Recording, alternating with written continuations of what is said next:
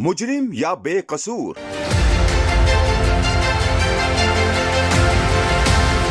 अली मोहम्मद खान सच जबान पर ले आए।